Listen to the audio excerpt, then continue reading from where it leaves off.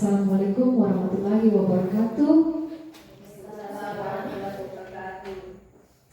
Shalom untuk kita semua.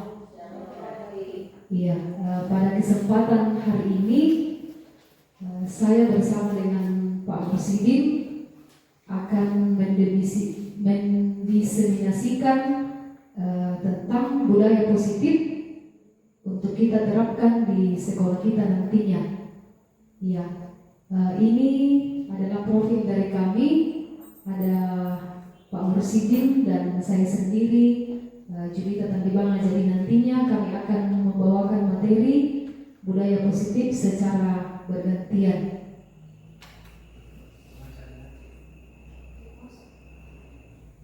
Ya, ini adalah pendahuluan Bapak Ki Hajar Dewantara sebagai Bapak Pendidikan mengumpamakan sekolah sebagai sebuah ladang atau tempat persemaian bibit.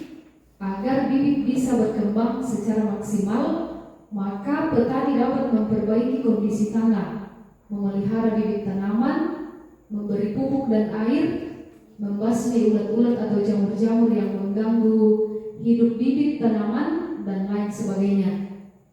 Dari uraian itu kita dapat memahami bahwa sekolah diibaratkan sebagai tanah tempat bercocok tanam, sehingga kita sebagai guru harus mengusahakan sekolah menjadi lingkungan yang menyenangkan, menjaga dan melindungi murid dari hal-hal yang tidak baik. Dengan demikian maka karakter murid akan tumbuh dengan baik sesuai dengan profil pelajar Pancasila.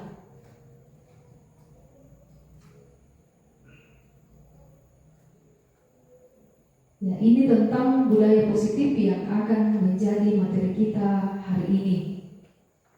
Nah, sebelum kita masuk ke dalam materi, mungkin Bapak Ibu bertanya, sebenarnya apa itu budaya positif?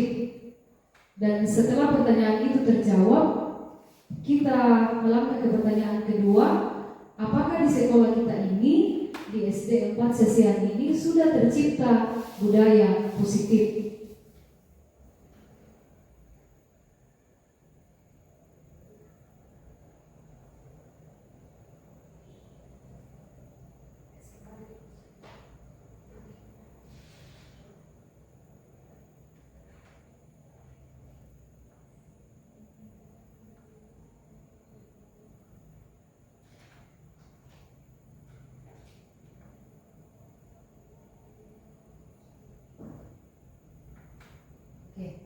Ya, mari kita perhatikan bersama.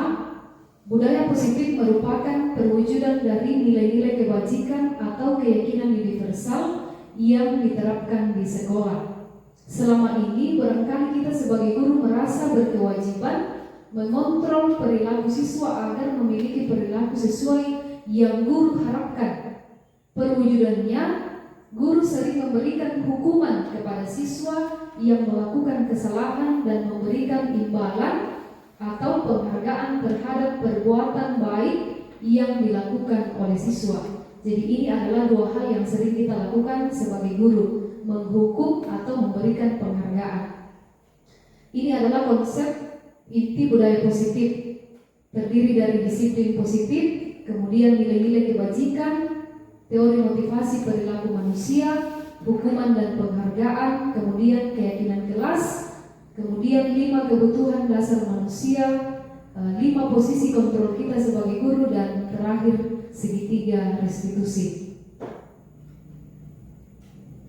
Kita masuk di bagian pertama, yaitu disiplin positif.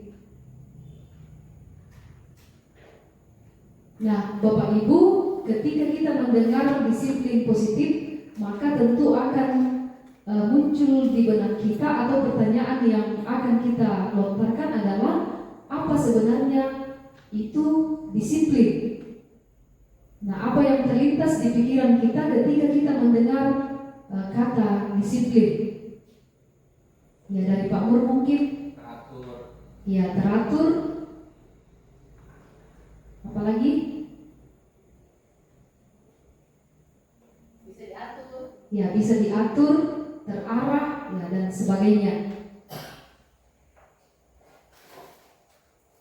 Ya, disiplin positif ini sendiri berasal dari bahasa Latin, yaitu disiplina, yang artinya belajar.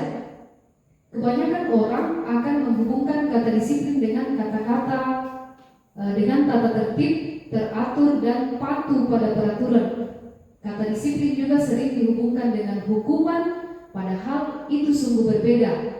Karena belajar tentang disiplin positif tidak harus memberi hukuman. Justru itu adalah salah satu alternatif terakhir, dan kalau perlu tidak digunakan sama sekali. Murid yang memiliki disiplin positif akan memiliki motivasi internal yang tinggi dalam menguasai diri untuk melakukan tindakan yang sesuai dengan nilai-nilai kebajikan universal. Nah, apa itu nilai-nilai kebajikan universal? Nilai-nilai kebajikan universal itu sendiri adalah sifat-sifat positif manusia yang merupakan tujuan mulia yang ingin dicapai oleh setiap individu. Nilai-nilai tersebut bersifat universal dan lintas bahasa, suku bangsa, agama maupun latar belakang. Dengan mengaitkan nilai-nilai kebajikan yang diyakini oleh seseorang, maka dengan sendirinya motivasi intrinsiknya atau motivasi dari dalam dirinya sendiri akan terbangun, sehingga menggerakkan pribadi tersebut untuk termotivasi dari dalam untuk mencapai tujuan mulia yang diinginkan. Nah, ini adalah contoh-contoh nilai kebajikan. Ya, kalau profil pelajar Pancasila, nilai kebajikan yang bisa kita tanamkan adalah beriman dan bertakwa kepada Tuhan Yang Maha Esa, berakhlak mulia, berkebinekaan global, gotong royong, mandiri, kreatif, dan bernalar kritis. Ini termuat dalam 6 dimensi profil pelajar Pancasila. Kemudian nilai-nilai kebajikan dari Ibo Primary Years Program atau disingkat dengan PYP, yaitu nilai toleransi, rasa hormat, integritas, mandiri, menghargai, antusias, empati, keingintahuan, kreativitas, kerjasama, percaya diri, dan komitmen.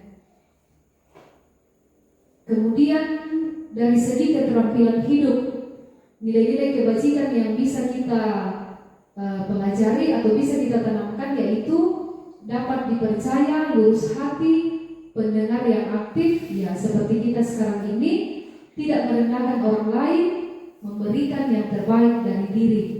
Kemudian ada dari The 7 Essential Virtues, empati, suara hati, kontrol diri, rasa hormat, kebaikan, toleransi, dan keadilan. Nah, ini adalah daftar beberapa nilai-nilai kebajikan.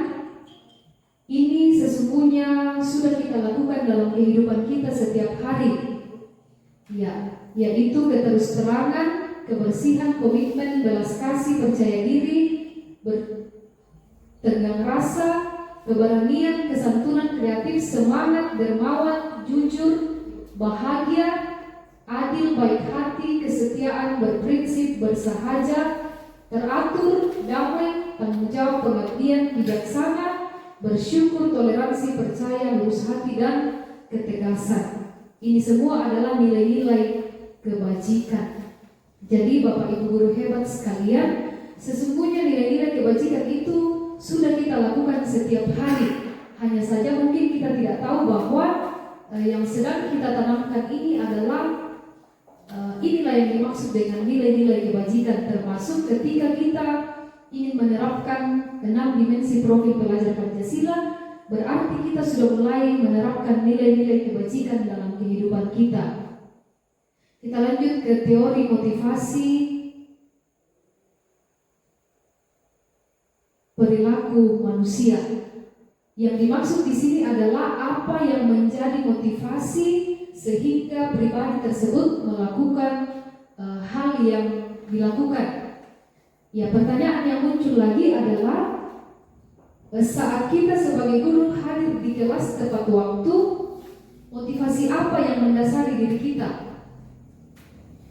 Iya Bapak Ibu, ketika kita hadir di kelas tepat waktu, apakah itu motivasinya karena kita takut dimarahi pimpinan, ataukah karena muncul dari dalam diri kita bahwa ini adalah tanggung jawab saya? Iya, karena rasa tanggung jawab dan menjadi teladan bagi murid-murid kita, bagi peserta didik kita. Nah, apakah ketika kita tepat waktu karena kita tidak ingin ditegur oleh atasan, lalu kemudian mendapat surat peringatan? Nah, berarti motivasi kita adalah menghindari ketidaknyamanan atau kita menghindari hukuman dari pimpinan. Ataukah karena kita ingin mendapatkan pujian dari atasan dan mendapat penghargaan sebagai guru yang berprestasi? Berarti motivasi kita adalah mendapatkan imbalan atau penghargaan diri. Tetapi kalau kita ingin menjadi guru yang menghargai waktu, menghargai diri kita sendiri sebagai teladan bagi murid-murid, berarti kita sudah menghargai nilai-nilai dari diri kita sendiri. Ini adalah teori motivasi perilaku manusia. Jadi ada motivasi eksternal, ada kemudian motivasi internal. Yang masuk dalam motivasi eksternal atau dari luar diri kita, yaitu pertama, kita mau menghindari ketidaknyamanan atau kita mau menghindari hukuman dari pimpinan dengan pertanyaan bahwa kira-kira apa yang terjadi apabila saya tidak melakukannya. Kemudian motivasi yang kedua karena kita ingin mendapatkan penghargaan atau mendapatkan imbalan. Itu juga termasuk motivasi eksternal. Tetapi kalau kita mau bertanya kepada diri kita bahwa kita akan menjadi seperti apa bila saya melakukannya, maka kita sudah belajar untuk menghargai diri kita sendiri. Berarti motivasi kita ini sudah muncul dari dalam diri kita, dan kita sudah mulai ingin mencapai tujuan dari disiplin positif itu sendiri. Kemudian mengenai hukuman, konsekuensi, dan restitusi. Ya, hukuman ini mungkin yang paling banyak kita terapkan di sekolah. Tetapi hari ini kita mau belajar bahwa sesungguhnya hukuman itu tidak lagi perlu, tetapi bagaimana kita membangun disiplin yang positif. Nah, ini adalah teori hukuman, konsekuensi, dan restitusi. Jadi di sini ada perbedaan. Hukuman itu membawa peserta didik kepada identitas gagal, ya, gagal, dan gagal. Tapi kalau identitas sukses, konsekuensi dan restitusi itu masuk dalam mengantarkan peserta didik kita menemukan identitas mereka menjadi sukses. Kita lihat di hukuman. Hukuman itu menyakitkan. Kemudian kalau konsekuensi, sesuatu itu harus terjadi. Misalnya kalau dia datang terlambat, maka dia harus membersihkan kamar mandi. Itu adalah konsekuensinya. Kemudian restitusi.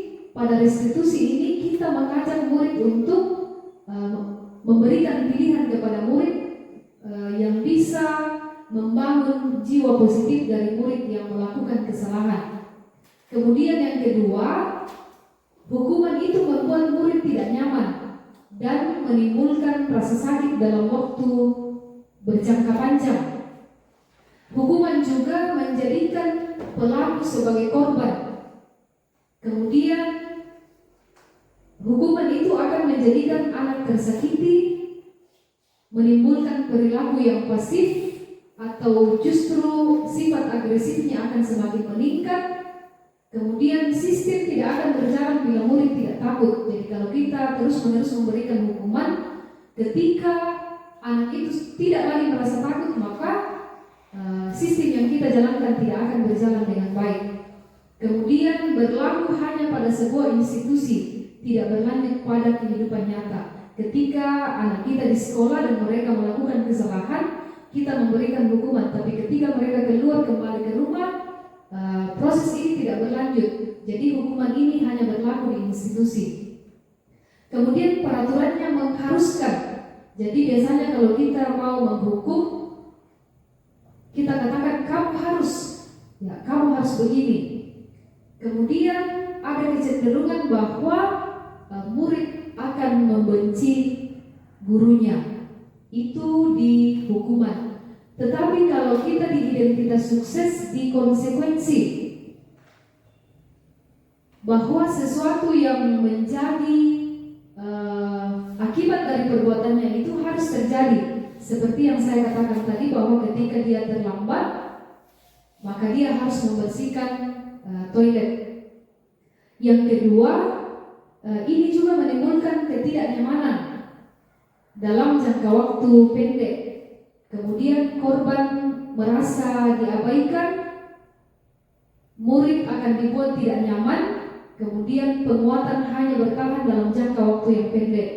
Kemudian harus memerlukan monitoring yang terus-menerus dari guru. Jadi konsekuensi ini membuat kita guru harus terus memantau. Kalau dia melakukan kesalahan, maka dia harus dapat konsekuensi. Kemudian membantu penerapan mengikuti peraturan dalam masyarakat. Peraturannya, mampukah kamu melakukannya? Nah, ini yang sering kita ucapkan sebagai kalimat dari konsekuensi. Kemudian murid akan mulai menghormati peraturan. Jadi konsekuensi ini sudah termasuk dalam identitas sukses. Masuk di restitusi. Restitusi itu memberikan pilihan kepada murid untuk memecahkan masalah yang dia timbulkan. Kemudian restitusi juga menguatkan murid dalam jangka waktu yang panjang. Mengapa? Karena restitusi ini menumbuhkan motivasi intrinsik atau motivasi dari dalam dirinya sendiri. Kemudian korban mendapatkan ganti. Misalnya seorang anak yang membuat temannya sakit hati dan menangis, ketika anak itu mau minta maaf, maka yang korban tadi ini merasa bahwa dia mendapatkan ganti. Kemudian dari restitusi masalah juga terpecahkan. Beda dengan hukuman dan konsekuensi, belum tentu bahwa masalah bisa kita selesaikan kalau kita memberikan hukuman. Kemudian murid belajar bertanggung jawab untuk perilakunya. Mengapa? Karena di restitusi kita bersama-sama dengan murid kita akan mencari solusi untuk masalah yang mereka timbulkan. Kemudian di restitusi juga kita akan fokus pada pemecahan masalah dalam jangka waktu yang panjang. Jadi ini akan memberikan kesan kepada siswa bagaimana mereka bertanggung jawab memecahkan masalah yang sudah mereka timbulkan. Ya, pertanyaan-pertanyaan yang sering kita sampaikan atau kita lontarkan di restitusi, apa yang kamu yakini? Nah, ini misalnya kalau kita sudah membuat keyakinan kelas atau kesepakatan kelas dan ternyata itu tidak dapat mereka penuhi atau mereka langgar. Kemudian apa yang bisa kamu lakukan untuk memperbaiki masalah ini? Nah, dari kalimat ini Bapak Ibu, kita bisa melihat bahwa kalimat restitusi ini sungguh menolong kita membawa anak-anak murid kita bagaimana kita bersama-sama memperbaiki masalah. Mungkin selama ini aturan dari kita yang menjadi patokan kita, tetapi di restitusi kita mengajak murid untuk bersama-sama mencari solusi, mencari perbaikan untuk masalah yang mereka timbulkan. Kemudian di restitusi murid akan menghormati dirinya dan orang lain. Jadi bukan hanya dirinya yang dihormati, tetapi mereka juga belajar bagaimana menghormati orang lain. Jadi dari tiga itu, dari hukuman, konsekuensi, dan restitusi, hukuman itu negatif, konsekuensi itu netral, dan restitusi itu positif. Kita melihat contoh di sini tindakan guru dan hukuman atau konsekuensi. Jadi dari apa yang saya paparkan tadi, mari kita mencoba melihat apakah tindakan guru ini masuk pada hukuman atau masuk pada konsekuensi. Yang pertama, mencatat 100 kali di dalam buku kalimat Saya tidak akan terlambat lagi karena terlambat ke sekolah. Saya tidak akan terlambat lagi mencatat 100 kali. Ya, apakah itu hukuman atau konsekuensi? Iya, hukuman ya. Menurut Bapak Ibu nanti kita lihat jawabannya. Lari mengelilingi lapangan basket 2 kali karena terlambat hadir di sekolah, hukuman atau konsekuensi? Iya, hukuman.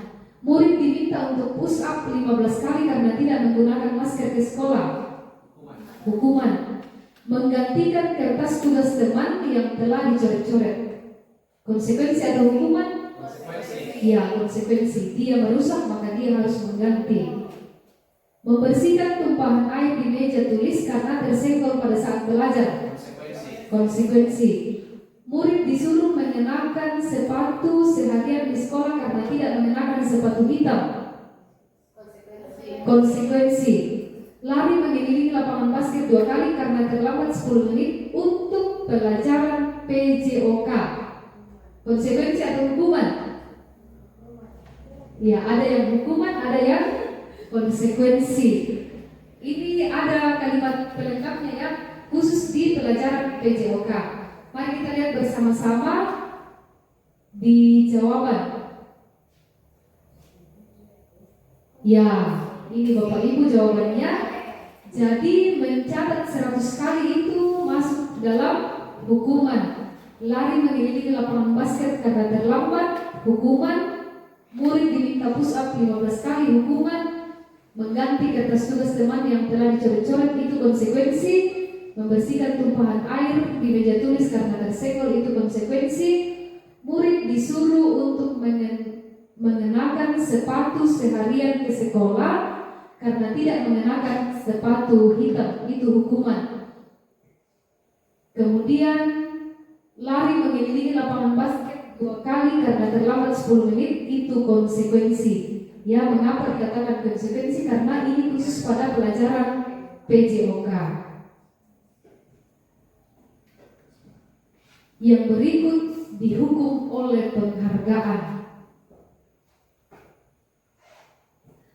Nah, yang pertama, penghargaan itu tidak efektif. Mengapa? Penghargaan adalah suatu benda atau peristiwa yang diinginkan yang dibuat karena ada syaratnya. Hanya jika Anda melakukan ini, maka Anda akan mendapatkan penghargaan. Jika saya mengharapkan suatu penghargaan dan tidak mendapatkannya, maka saya akan kecewa dan berkecil hati, serta kemungkinan lain kali saya tidak akan berusaha sekeras sebelumnya. Jika kita tidak memberikan seseorang suatu penghargaan untuk melakukan sesuatu, maka kita harus terus-menerus memberikan penghargaan itu jika kita ingin orang tersebut meneruskan perilaku yang kita inginkan. Jadi Bapak Ibu, penghargaan itu tidak efektif. Sekali lagi tidak efektif karena motivasinya dari luar, bukan dari dalam diri kita sendiri. Ketika seseorang diberikan penghargaan atau dipuji di depan orang banyak, maka yang lain akan merasa iri. Sebagian dari mereka tidak akan menyukai orang yang diberi penghargaan. Jadi selain tidak efektif, penghargaan juga ternyata merusak hubungan. Ini biasa kita lakukan mungkin di dalam kelas. Ketika ada seseorang dari murid kita yang kita puji, maka tidak menjamin bahwa teman-temannya yang lain tidak akan merasa iri. Pasti ada yang merasa iri dan akan menimbulkan ketidaksukaan mereka kepada murid yang kita puji. Kemudian jika seorang guru sering memberikan penghargaan kepada murid-muridnya, besar kemungkinan murid-murid termotivasi hanya karena ingin menyenangkan gurunya. Jadi kalau kita terbiasa memberikan penghargaan, maka kita bisa membangun motivasi hanya sekedar untuk menyenangkan gurunya. Mereka tidak akan bersikap jujur kepada guru tersebut. Kemudian penghargaan menciptakan persaingan di dalam kelas, dan persaingan itu akan menciptakan kecemasan. Ya, mungkin bisa kita katakan di sini menimbulkan persaingan yang tidak sehat. Kemudian mereka yang percaya bahwa mereka tidak memiliki kesempatan mendapatkan penghargaan akan berhenti mencoba. Dengan kata lain, bahwa mereka akan merasa bodoh, masa bodoh untuk mencoba dan mencoba. Kemudian yang ketiga dari penghargaan, ternyata penghargaan itu menghukum. Mengapa dikatakan menghukum? Karena jika mereka tidak mendapatkan penghargaan, maka bisa dikatakan bahwa mereka dihukum dengan tidak mendapatkan penghargaan itu. Misalnya dengan ranking. Mereka yang mendapatkan ranking kedua akan merasa paling dihukum. Kemudian, mengapa penghargaan dikatakan menghukum? Yang kedua, memberikan penghargaan dan hukuman adalah hal yang sama karena keduanya mencoba mengendalikan perilaku seseorang. Orang yang pada dasarnya tidak suka dikendalikan dalam jangka waktu lama, penghargaan akan terlihat sebagai hukuman. Iya, Bapak Ibu, orang yang pada dasarnya tidak suka dikendalikan dalam jangka waktu lama, penghargaan akan terlihat sebagai hukuman. Jika suatu penghargaan diharapkan, namun Anda tidak mendapatkannya, Anda akan merasa dihukum.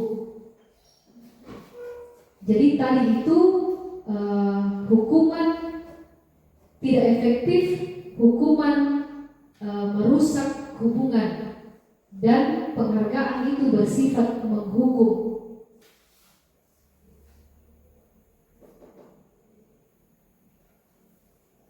Iya, kita masuk di keyakinan kelas.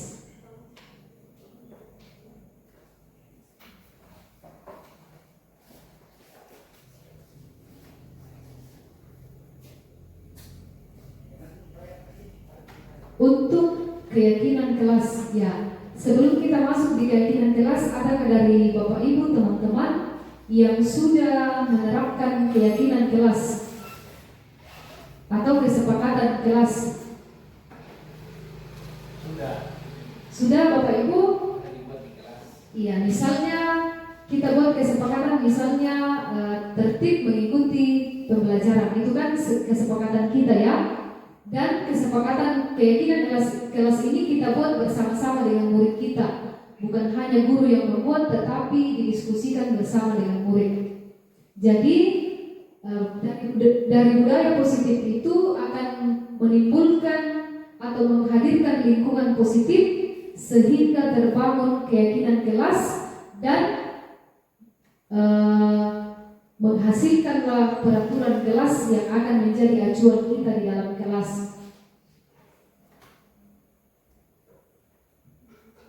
Nah, pertanyaannya, mengapa keyakinan kelas itu penting? Mengapa tidak kita katakan peraturan? Ya, mengapa kita sebut peraturan? Mengapa kita sebut keyakinan dan bukan peraturan? Ya.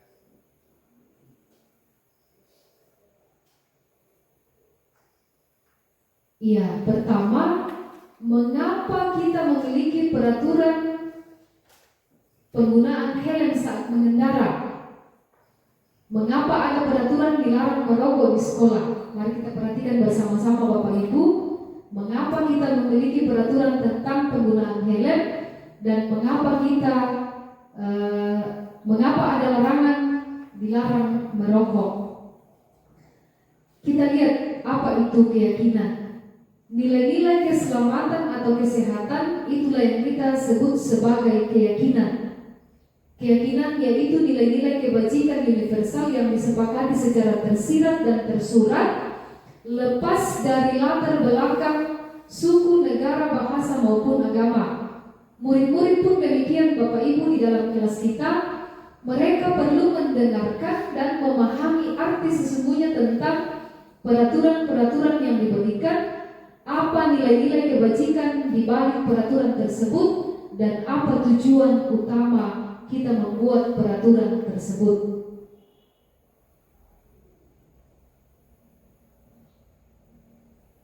Keyakinan kelas. Setiap tindakan atau perilaku yang kita lakukan di dalam kelas dapat menentukan terciptanya sebuah lingkungan yang positif. Perilaku warga kelas tersebut menjadi sebuah kebiasaan yang akhirnya membentuk sebuah budaya positif. Dalam mewujudkan perilaku warga sekolah yang memiliki budaya positif, hal pertama perlu diciptakan dan dibuat dengan membuat keyakinan-keyakinan atau prinsip-prinsip dasar bersama di antara para warga sekolah untuk mendapatkan nilai-nilai kebajikan yang disepakati bersama.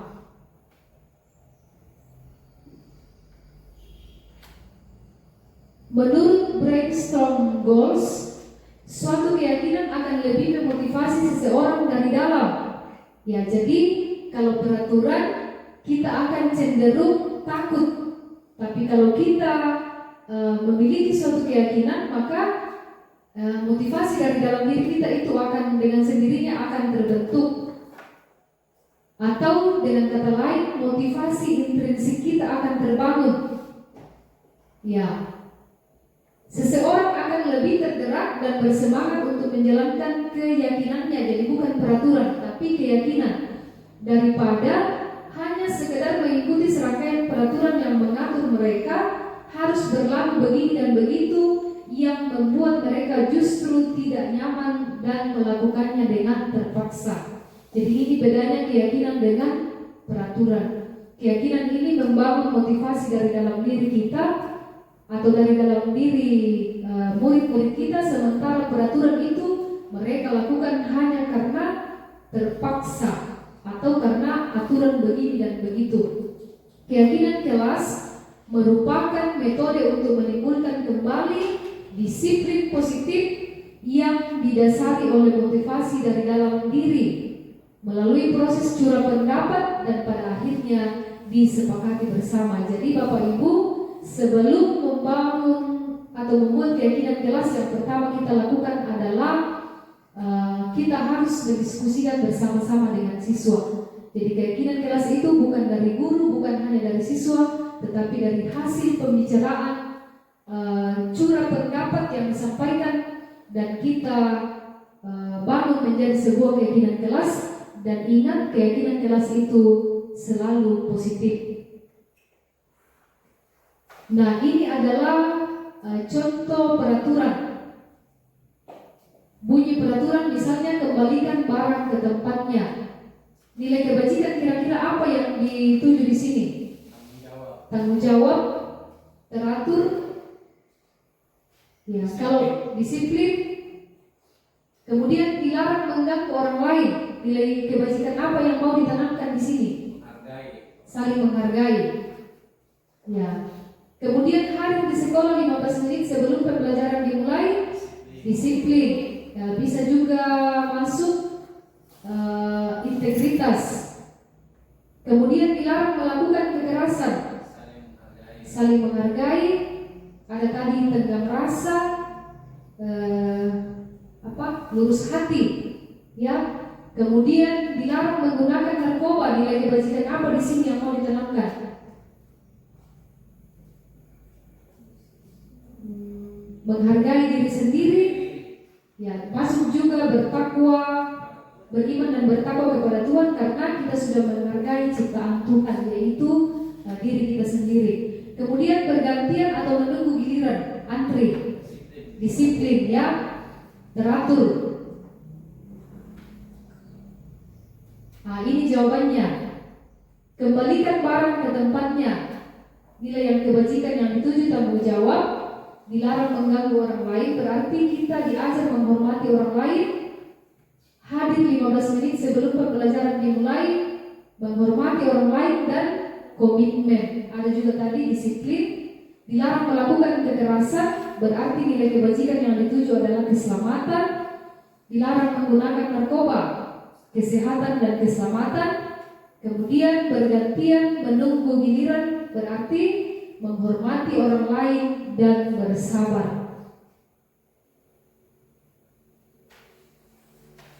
Nah, ini ini proses pembentukan keyakinan kelas.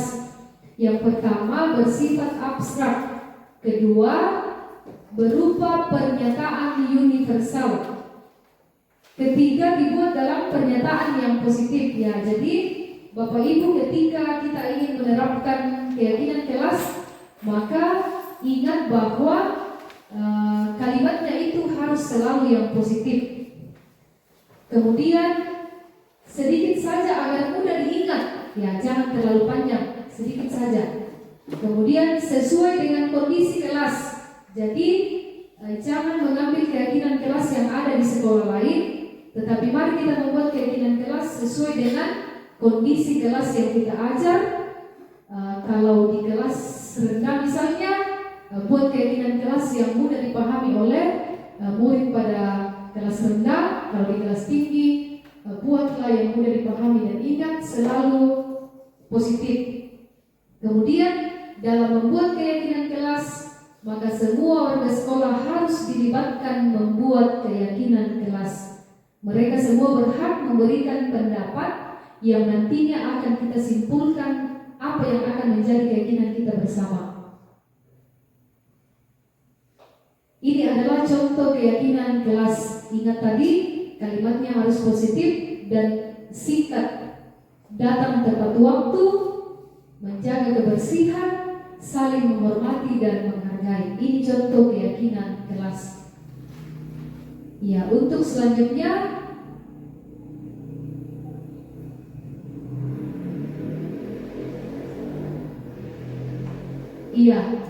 untuk materi kebutuhan dasar manusia.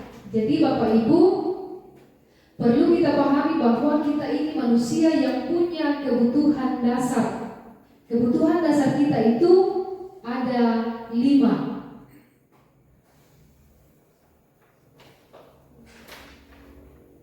Kebutuhan dasar manusia. Seluruh tindakan manusia memiliki tujuan tertentu. Semua yang kita lakukan pasti punya tujuan. Mengapa kita melakukan itu? Misalnya kita mencari makan atau kita makan. Mengapa kita makan? Karena kita lapar dan kita ingin memenuhi kebutuhan kita supaya kita bisa bertahan hidup. Semua yang kita lakukan adalah usaha terbaik untuk mendapatkan apa yang kita inginkan.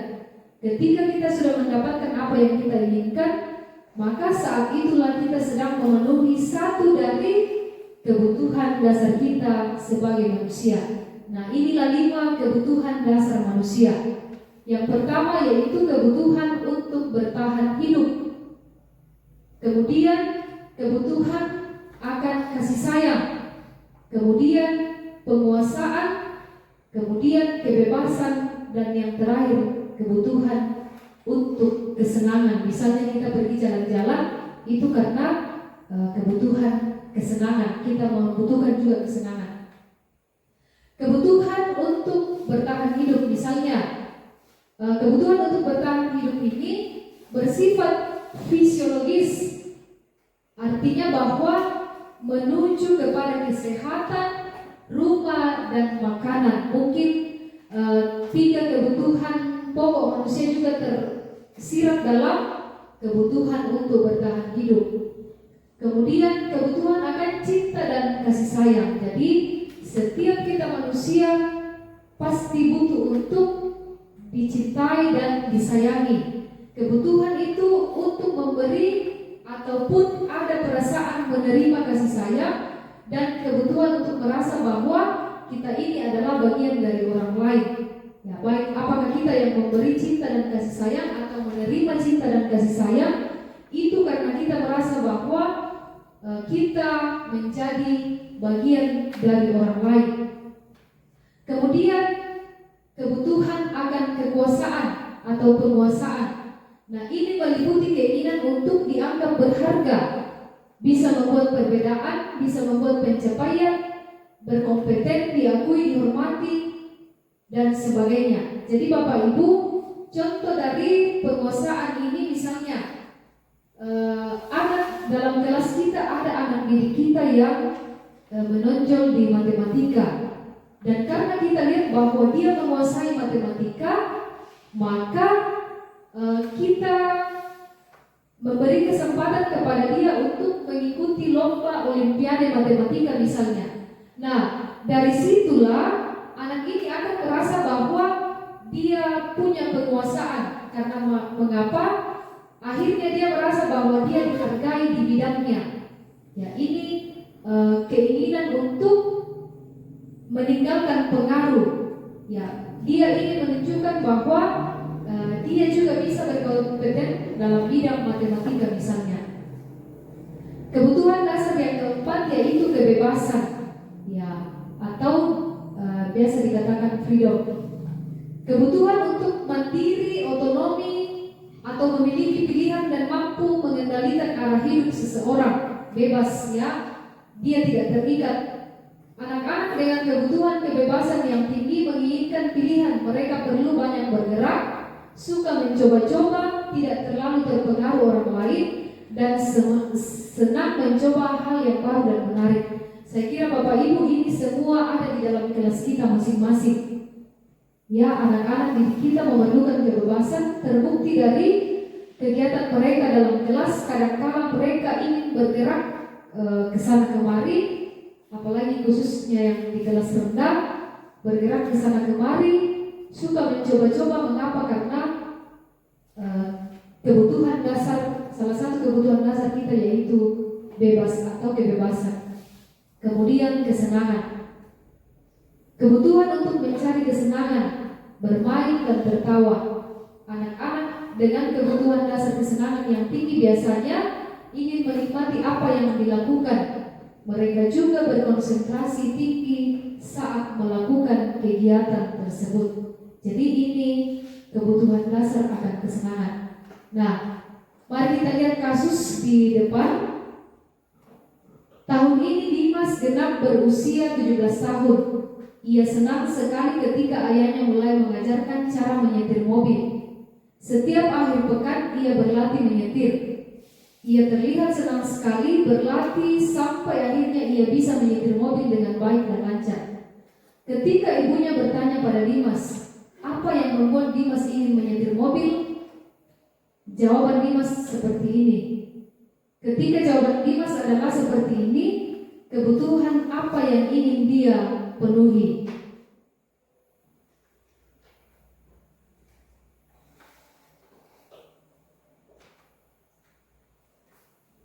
Nah, apa yang terjadi? Kita kembali ke pertanyaan yang tadi, kasus Dimas. Ya, kira-kira kalau jawaban Dimas, misalnya ketika ibunya bertanya pada Dimas apa yang membuat dia ingin menyetir mobil, misalnya jawaban Dimas karena dia ingin menguasai cara menyetir mobil, maka kira-kira jawaban Dimas ini masuk dalam kebutuhan apa yang ia ingin penuhi? Apakah kesenangan atau penguasaan? Iya, penguasaan ya, karena ia ingin menguasai, ia ingin menunjukkan bahwa ia mampu menguasai cara menyetir mobil dengan baik dan lancar.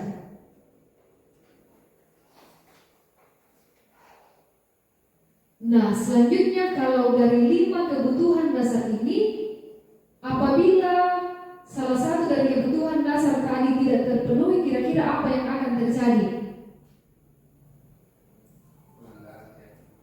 Iya, anak akan melakukan pelanggaran, apalagi mungkin mereka juga akan merasa kecewa, ya, sehingga melakukan hal-hal yang mungkin di luar dari apa yang sudah menjadi keyakinan kita bersama. Ketika seorang murid melakukan suatu perbuatan yang bertentangan dengan nilai-nilai kebajikan atau tidak lagi sesuai dengan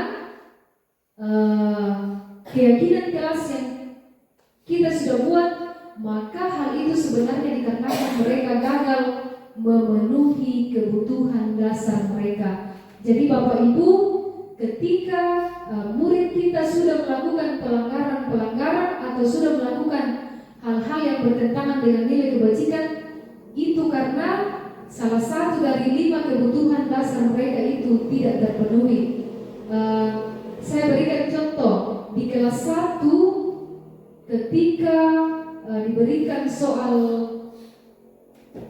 matematika misalnya, dan ada seorang anak yang tidak mau duduk di tempatnya, hanya berlarian ke sana kemari.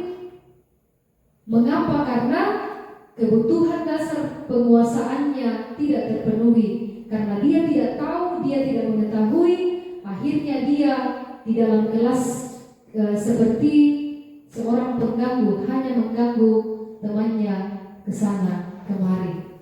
Iya, demikian Bapak Ibu yang saya sampaikan. Untuk materi selanjutnya 5 posisi kontrol akan dibawakan oleh Pak Mursyid. Disilakan.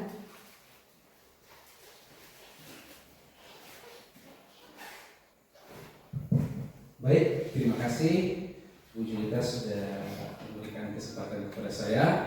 Masih semangat?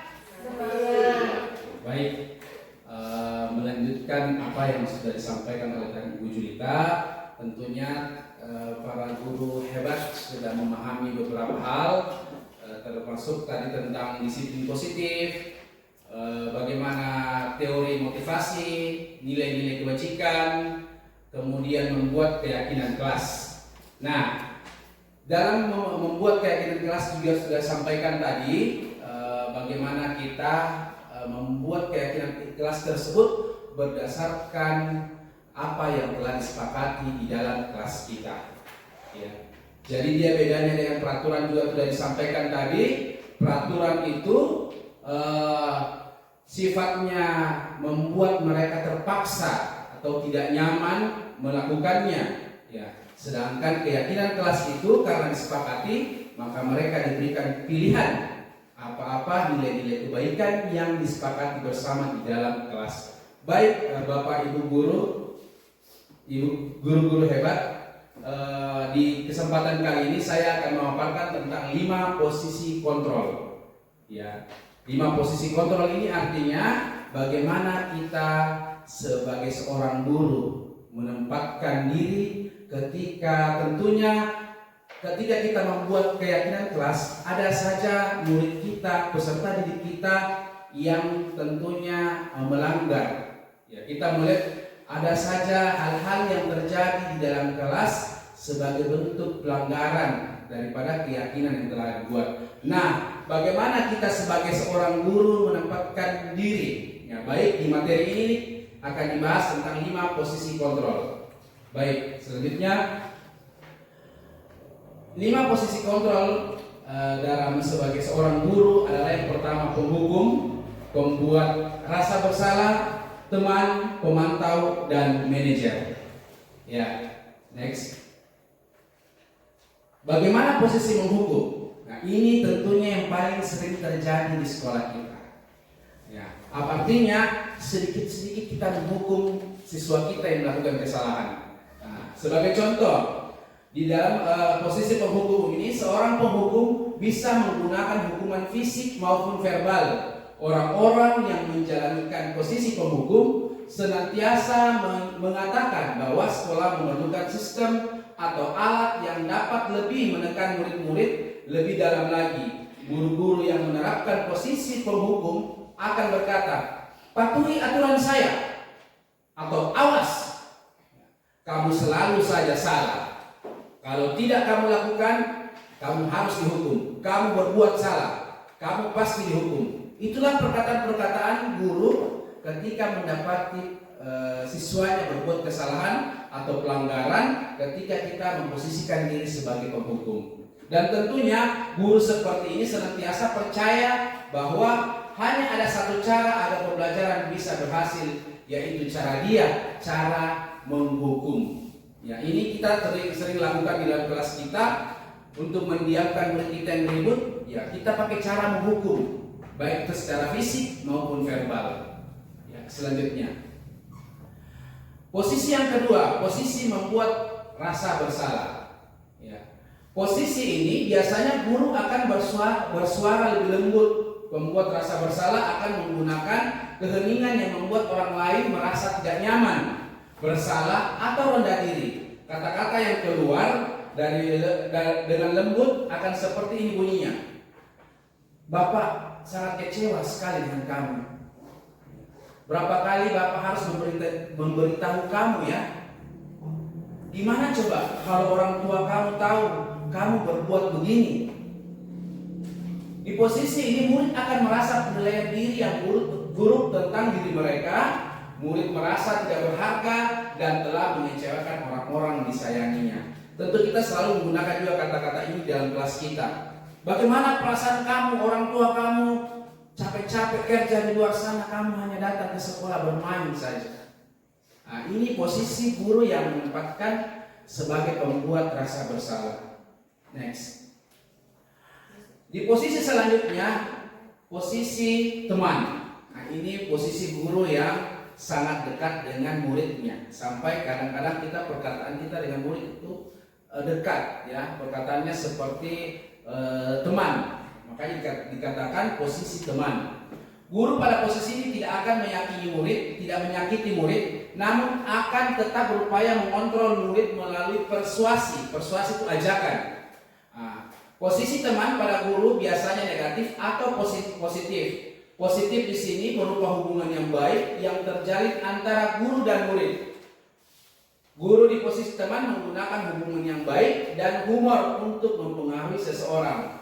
Dan posisi teman ini, guru yang berposisi teman ini akan cenderung berkata seperti ini. Ayo bantulah demi Bapak ya. Ayo bantulah demi Bapak ya. Atau ayo ingat tidak bantuan Bapak. Ayo ingat tidak bantuan Bapak selama ini. Atau ya sudah kali ini tidak apa-apa. Nanti Ibu bantu bereskan. Ya. Hal negatif dari posisi teman adalah bila sesuatu saat guru tersebut tidak membantu, maka murid akan kecewa dan berkata, saya pikir Bapak teman saya. Murid merasa dikecewakan dan tidak mau lagi berusaha.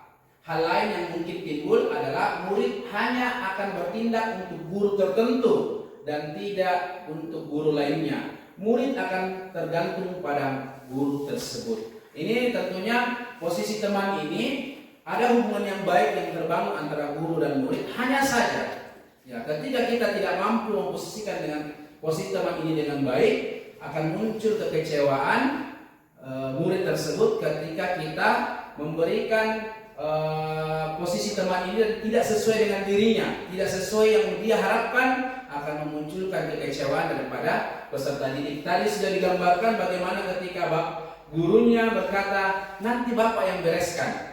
Atau bapak gurunya mengatakan, ayo bantulah demi Bapak ya.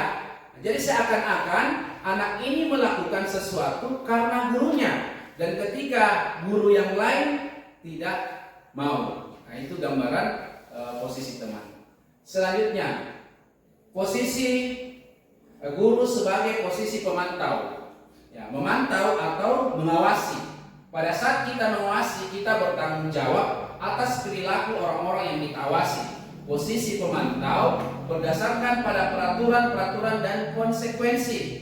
Dengan menggunakan sanksi atau konsekuensi, kita dapat memisahkan hubungan pribadi kita dengan murid. Sebagai seseorang yang menjalankan posisi pemantau, pertanyaan yang dianjurkan seorang pemantau biasanya, peraturannya apa? Apa yang telah kamu lakukan? Sanksi atau konsekuensinya apa? Seseorang pemantau sangat mengandalkan perhitungan, catatan, data yang dapat digunakan sebagai bukti atas perilaku seseorang. Posisi ini akan menggunakan stiker, slip catatan, daftar cek. Posisi pemantau sendiri berawal dari teori stimulus respon yang menunjukkan tanggung jawab guru dalam mengontrol murid. Contohnya misalnya untuk memantau kehadiran siswa, biasanya kita tempel di dalam kelas kita itu ada bintang-bintang, bintang kehadiran. Yang tidak hadir, pasti tidak ada bintangnya karena tidak hadir orangnya.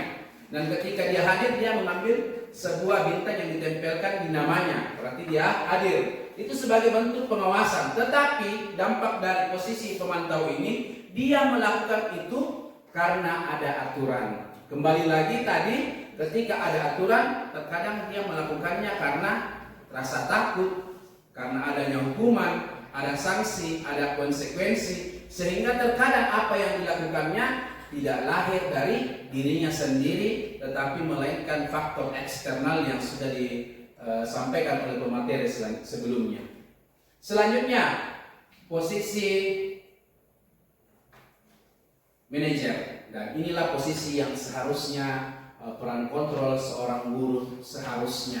Manajer Posisi terakhir adalah manajer, adalah posisi di mana guru berbuat sesuatu bersama dengan murid, mempersilahkan murid mempertanggungjawabkan perilakunya, mendukung murid agar dapat menemukan solusi atas permasalahannya sendiri. Seseorang manajer telah memiliki keterampilan di posisi teman maupun pemantau. Dan demikian bisa jadi di waktu-waktu tertentu kembali kepada kedua posisi tersebut bila diperlukan. Namun bila menginginkan murid kita menjadi manusia yang merdeka, mandiri dan bertanggung jawab, maka kita perlu mengacu pada restitusi yang menjadikan murid kita sebagai seorang manajer bagi dirinya sendiri. Artinya posisi manajer ini kita membantu murid untuk menemukan kesadaran dari dirinya sendiri. Jadi ketika dia berbuat kesalahan, kita membantu dengan pertanyaan-pertanyaan yang membuat mereka sadar dengan dirinya sendiri, bukan karena dia takut, bukan karena dia terpaksa, bukan karena dia tidak nyaman. Selanjutnya,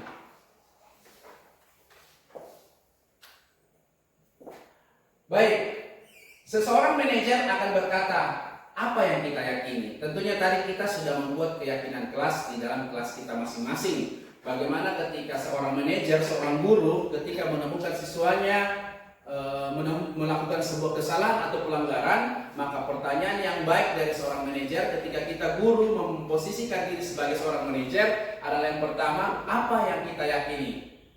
Apa yang kita yakini? Kembali kepada keyakinan kelas yang telah kita buat.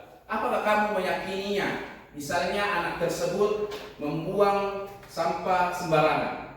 Tentunya kita tanyakan dulu, kita tanyakan sebagai seorang manajer, ya, apakah kamu meyakini kebersihan itu baik? Tentu anak kita akan mengatakan, iya Pak, iya Bu. Ya. Kira-kira kamu tadi membuang sampah, kira-kira apa yang telah kamu langgar? Pasti mereka akan menjawab, saya sudah buang sampah sembarangan Pak. Berarti apakah itu melanggar keyakinan kelas yang telah dibuat? Tentunya anak kita akan menjawab iya Pak atau iya. Oke, jika kamu kemudian ketika anak kita sudah dikasih pertanyaan seperti itu, dia akan terbuka dengan kemudian ketika kita tanya, tentunya kamu punya alasan mengapa kamu melakukannya, dan ketika kamu telah melakukan ini, apa yang bisa kamu lakukan untuk memperbaiki kesalahan tersebut. Tugas seorang manajer bukan untuk mengatur perilaku seseorang, tetapi kita membimbing murid kita untuk mengatur dirinya. Seseorang manajer bukannya memisahkan murid dari kelompoknya, tetapi mengembalikan murid tersebut ke kelompoknya dengan baik dan kuat. Next. Oke, baik. Kita nonton bersama bagaimana 5 posisi kontrol. Ya. Ini tidak ada tampilan video tentang 5 posisi kontrol. Semua kita bisa mengambil. Salam bahagia Ibu dan Bapak Guru hebat. Dalam penerapan disiplin positif restitusi, salah satu program yang dikembangkan adalah 5 posisi kontrol. 5 posisi kontrol dalam restitusi adalah proses perjalanan seorang pendidik agar dapat mengenali dirinya. Pada video kali ini, kita akan membahas tentang 5 posisi kontrol yang dikembangkan oleh Diane Gossen dan contoh penerapannya.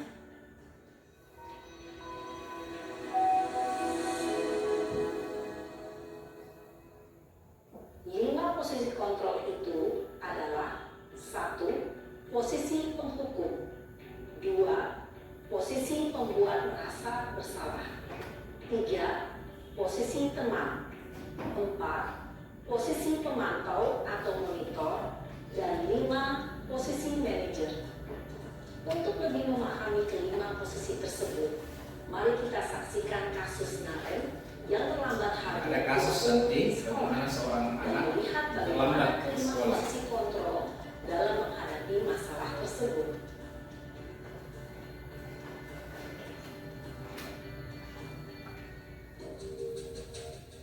Ada seorang peserta didik yang terlambat datang ke sekolah.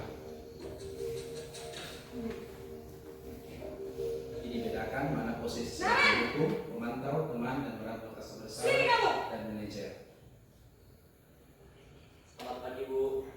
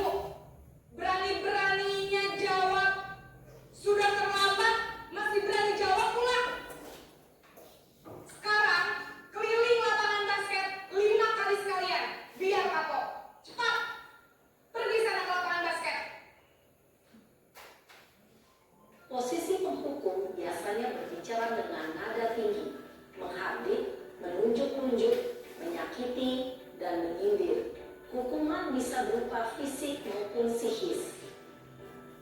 Ibu dan bapak guru hebat, dampak yang terjadi pada murid ketika guru berada pada posisi pemikul adalah murid cenderung akan memberontak, bahkan menyimpan dendam.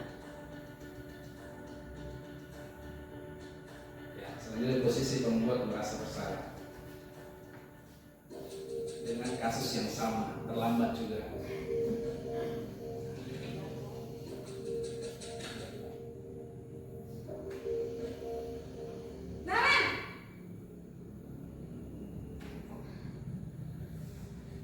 Selamat pagi, Bu. Naren, kamu kenapa terlambat lagi, nak? Ya Tuhan, Naren, kamu senang ya bikin ibu susah ya? Kalau kamu terlambat lagi, nanti ibu yang ditegur bapak kepala sekolah, nak. Disangka ibu tidak bisa membina kamu. Duh, gimana ini? Maaf, Bu. Duh, Gusti Naren, kamu suka ya kalau ibu tegur bapak kepala sekolah? Terus, sekarang ibu harus tulis apa yang di buku absen? Ini kamu sudah sering terlambat loh. Ibu harus apa coba? Maaf, Bu. Maaf sekali. Ya sudah, lain kali jangan bikin ibu susah lagi ya nak ya. Ibu tidak akan kuat lagi kalau kamu begini terus. Bisa jantungan kalau ibu tegur bapak kepala sekolah. Sana cepat Bisa ke membuat kelas. rasa bersalah ya, kalau guru yang membuat rasa bersalah. Maaf sekali. Posisi pembuat rasa bersalah berbicara dengan nada tenang, cenderung lembut, namun kata-kata yang diutarakan membuat murid merasa menjadi orang yang gagal, memandang buruk dirinya sendiri, merasa tidak berharga, dan tidak sanggup membahagiakan orang lain. Ketika guru mengambil posisi pembuat rasa bersalah, murid akan menganggap dirinya yang bersalah dan ia akan menyimpan emosi negatif tersebut di dalam dirinya. Selanjutnya posisi teman dengan kasus yang sama.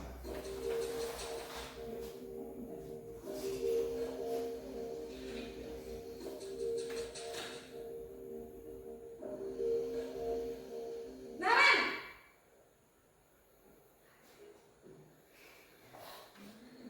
Selamat pagi, Bu. Wah, sudah jam berapa ini nak? Terlambat lagi ya sayang. Iya, Bu. Habis ibu saya rumah bangunkan saya, Bu. Kamu malah menyalahkan ibu kamu. Kamu bukannya anak yang larinya paling kencang. Kok terlambat sih? Iya, Bu. Saya memang terlambat bangun tadi. Jadi, biarpun saya lari kencang, tetap gak kejar, Bu. Ya sudah sana. Nanti lain kali larinya lebih kencang lagi ya. Biar gak terlambat lagi. Bikin senang ibu. Demi ibu. Bisa kan? Bisa lah, Bu. Ya sudah sana masuk kelas. Ibu beresin urusan absen kamu.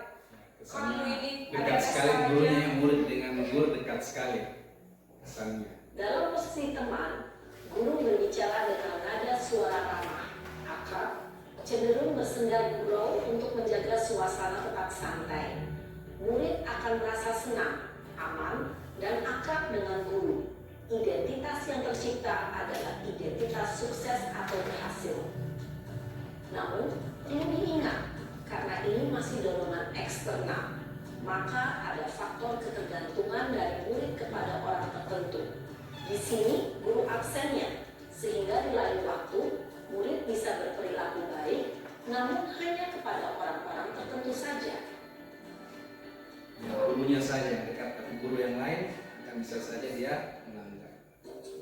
Misalnya posisi pemantau dengan kasus yang sama.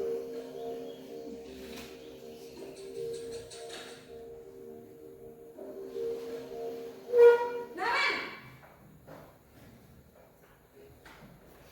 Kasus yang sama ya. Selamat pagi, Bu. Naren, apa peraturan sekolah kita tentang jam berapa kita harus masuk sekolah, nak? Kita harus di sekolah jam 7, Bu. Iya betul, sekarang sudah jam 7.20. Naren sudah tahu konsekuensinya jika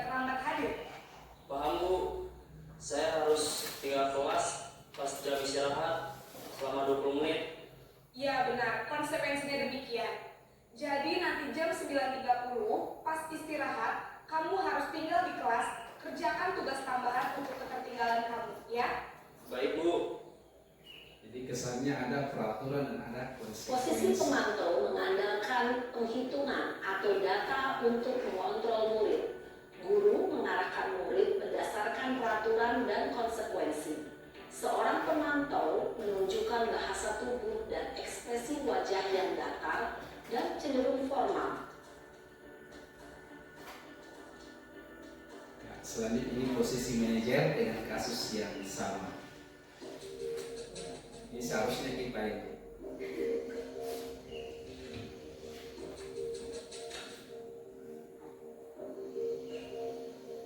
Naren! Dengan ekspresi yang sama ya, cara panggilnya. Selamat pagi Bu. Selamat pagi, Naren. Maaf Bu, saya terlambat. Iya, sekolah masuknya jam 7, sekarang sudah jam 7.20. Jadi, sekarang bagaimana ini, Naren?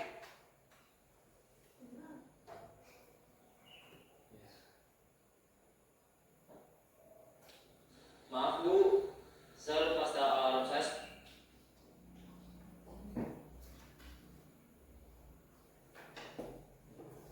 Jadi di sini anak-anak dikasih pertanyaan tentang alasannya dulu. Tidak serta merta menjudge, tidak serta merta langsung memberikan peringatan, tetapi ditanya dulu kenapa alasannya berbuat tersebut. Ya.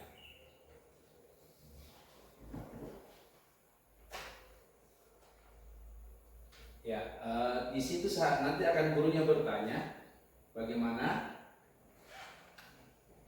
Jadi sekarang bagaimana ini, Naren? Maaf Bu, saya lupa setel alarm saya semalam. Baiklah, menurut kamu, keyakinan sekolah yang mana yang perlu kamu tingkatkan? Menghargai diri sendiri dan orang lain mungkin ya Bu. Setuju. Jadi, apakah Naren yakin ini prinsip saling menghormati tersebut? Iya Bu, saya meyakininya. Apakah Naren bersedia memperbaiki masalah keterlambatan ini? Ya, jadi gurunya ini mempertanyakan tentang keyakinan kelas yang Bersedia, Bu. Bagaimana kamu akan perbaiki masalah keterlambatan ini? Saya akan coba untuk tidak lupa menyetel alarm saya Bu. Baik, kalau Naren lupa menyetel alarm di rumah, ada orang yang kira-kira bisa bantu mengingatkan tidak? Ada. Ya, jadi di sini bagusnya posisi manajer ini anak atau peserta didik kita ajar untuk menemukan atau menyadari kesalahannya Saya, sendiri. Kak Emma, Ada lagi selain Kak Emma? selain Kak Emma, ada ibu saya. Baik, jadi yang mengingatkan Naren adalah Kak Emma dan ibu kamu ya? Kira-kira akan mulai setel alarm kapan nih, Naren? Setelah pulang sekolah, akan segera saya lakukan.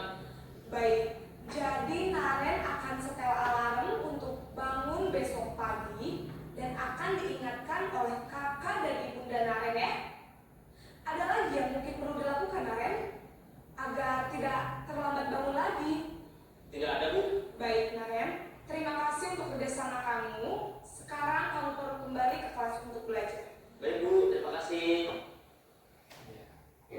Posisi manajer adalah posisi kontrol yang disarankan untuk membimbing murid memiliki sikap disiplin yang positif, yaitu murid yang mandiri, bertanggung jawab, dan dapat memecahkan masalah. Tujuan dari posisi ini adalah agar murid dapat berefleksi atas tindakannya. Guru akan dengan tulus memberikan pertanyaan-pertanyaan bermakna, sehingga membuat murid dapat belajar dari kesalahannya dan mencari sebuah solusi untuk menyelesaikannya. Ibu dan Bapak guru hebat, setelah mengamati adegan kelima posisi kontrol tadi, kira-kira posisi mana yang paling ideal? Nah, kira-kira mana yang ideal Bapak yang Ibu? dapat Ibu menunjang guru hebat. motivasi intrinsik? Posisi apa? Ya, posisi manajer ya. Selain menemukan peserta didik kita menyadari kesalahannya sendiri, juga ada solusi yang ditemukan. Bayangkan saja anak murid kita ketika kita pakai posisi yang lain, anak murid saja kita bisa saja ada keterpaksaan, rasa dendam, kemudian bisa berulang lagi. Tetapi tadi di posisi manajer harapannya adalah anak-anak menyadari dirinya dan ada solusi yang didapatkan atas permasalahan yang ditemukan. Baik, ada beberapa perbedaan di sini tentang 5 posisi kontrol, mulai dari bagaimana ketika seorang menjadi seorang posisi penghukum, pembuat rasa bersalah, teman, pemantau ataupun manajer. Ya. Jelas-jelas saja kalau tadi kita sudah lihat videonya bagaimana ketika posisi penghukum maupun pembuat rasa bersalah. Ini penghukum atau pembuat rasa bersalah adalah kontrol yang berasal dari luar. Artinya sifatnya bisa saja ini identitasnya gagal karena pertama, penghukum ini guru menghardik atau menunjuk-nunjuk atau bisa saja menyakiti, menyindir. Ya, di posisi pembuat rasa bersalah kita cenderung di sini berceramah atau mengatakan seharusnya ibu kecewa, itu kita membuat anak kita minder, anak kita rendah diri. Kemudian selanjutnya juga di penghukum itu cenderung guru akan berkata, kalau kamu melakukannya, kalau kamu tidak melakukannya, awas ya, kesannya ada ancaman hukuman yang akan diterima ketika dia melakukan kesalahan. Di pembuat rasa bersalah, kita tentunya juga bisa saja mengatakan, kamu seharusnya, kamu sudah tahu, ibu lelah sekali mengatakannya, ibu stres. Kamu tidak kasihan sama ibu, kamu tidak kasihan dengan bapak, kamu tidak kasihan orang tua kamu yang bekerja di luar sana, sementara kamu datang ke sekolah hanya untuk bermain. Hasilnya apa yang terjadi ketika kita sebagai penghukum atau pembuat orang bersalah? Yang pertama, ketika kita memposisikan sebagai penghukum, yang pertama anak kita bisa saja berontak, menyalahkan orang lain ataupun berbohong. Karena takut dihukum, dia berbohong. Ya. Kemudian ketika kita memposisikan diri sebagai pembuat orang merasa bersalah, biasanya anak juga akan berbohong. Hanya untuk menyenangkan gurunya. Ketika kita katakan, ibu kecewa sama kamu karena kamu mengulangi melakukan kesalahan ini, anak-anak akan berbohong karena untuk menyenangkan gurunya. Baik bu, saya tidak akan mengulanginya lagi. Padahal di dalam hatinya akan terjadi lagi, hanya terpaksa mengatakan tersebut hanya untuk menyenangkan gurunya. Selanjutnya, ya, ketika seorang penghukum, murid akan meletakkan guru ya, di nilai dunia berkualitas. Ya. Artinya murid meletakkan guru ya, sebagai di luar dunia berkualitas. Artinya ketika penghukum ini ya, karena dia takut dengan gurunya, dia mengesankan gurunya ini berkualitas. Ya. Ketika di luar artinya karena dia takut pada gurunya, sehingga dia kesannya akan meletakkan guru itu di luar dunia yang berkualitas. Kemudian ketika pembuat rasa bersalah, murid meletakkan guru di dalam dunia berkualitas. Artinya kekecewaan yang diucapkan oleh seorang guru kepada muridnya akan melahirkan rasa di dalam diri anak tersebut, di dalam dirinya merasa bersalah, yang akhirnya membuat anak tersebut rendah diri. Kemudian murid berkata, apa perkataan murid ketika kita memposisikan guru sebagai penghukum? Ah, biarkan saja, nanti juga marah-marah lagi. Itu biasa anak-anak kita. Ya. Anak-anak kita akan mengatakan seperti itu. Ah, bapak marah-marah terus, besok itu marah-marah lagi, ibu marah-marah terus, besok marah-marah lagi. Nah, itu begitu itu anak-anak kita. Karena berulang dan dia kesannya resisten, kebal. Kita tentunya menemukan anak murid kita yang kebal. Biar dihukum dia tersenyum, dia ketawa karena dihukum, karena dia sudah kebal dengan hukuman yang kita berikan. Jadi kesannya sudah tidak merasa bersalah lagi. Kemudian bagaimana ketika kita memposisikan diri sebagai pembuat orang merasa bersalah, ya, maafkan saya, itu saja kata anak murid kita. Ya, ketika kita sebagai, kamu tidak kasihan sama ibu, kamu tidak kasihan orang tua kamu, maafkan saya, Pak. Tapi itu kesannya terpaksa karena hanya untuk menyenangkan, kembali lagi hanya untuk menyenangkan bapak ibu gurunya atau orang tuanya. Maafkan saya, besok terulang lagi. Artinya kata maaf itu hanya pada tempat itu, tapi potensi untuk terjadi dapat terjadi lagi. Karena tidak bermakna di dalam hatinya dan untuk tidak mengulanginya lagi. Kemudian apa dampaknya? Kalau penghukum itu dampaknya mengulangi kesalahan. Kita lihat anak-anak kita yang biasa kita kerasi, apakah dia berhenti melakukan pelanggaran? Tentu kita lihat sering berulang, ya, sering berulang. Kita sudah mungkin jewer telinganya, kita sudah cubit pahanya, cubit perutnya, kita pukul betisnya, kita pukul lengannya. Apakah itu membuat dia jerah? Kita suruh lari lapangan, apakah itu sudah jerah? Tentu kita melihat anak-anak kita masih terkadang melakukan kesalahan yang sama. Begitupun dengan ketika apa dampaknya kita memposisikan diri sebagai pembuat orang merasa bersalah, anak-anak kita akan merasa rendah diri.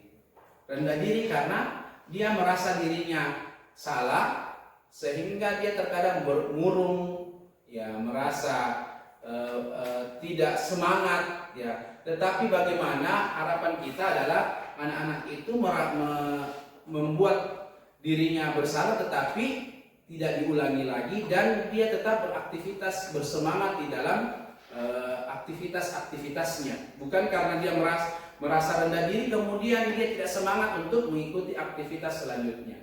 Nah, bagaimana dengan posisi kontrol teman ataupun pemantau? Ya, posisi teman ataupun pemantau ini bisa saja berhasil atau sukses, tetapi tentunya kita mengharapkan jangka panjang.